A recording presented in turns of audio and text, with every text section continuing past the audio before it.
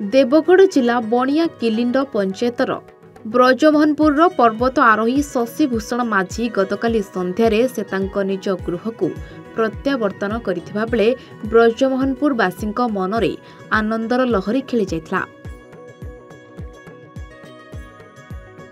तांकर सांग साथी परिवार वर्ग एवं ग्रामवासी अति उत्साह सहित वंदापना करी फूल तुला दे स्वागत जणाई गृह को पाछुटी नेथिले।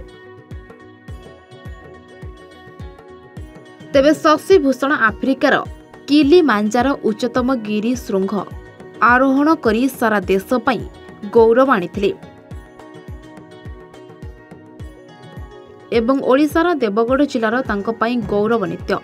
तेबे से कहिथिले मनोबल और चेष्टा आगरे बहु बाधा बाधकता हार माने, तेणु चेष्टा ही सफलतार चाबिकाठी। देवगढ़ रूपेश गुरुଙ୍କ सहित सुमंत नायकଙ୍କ रिपोर्ट ए1 ओडिशा।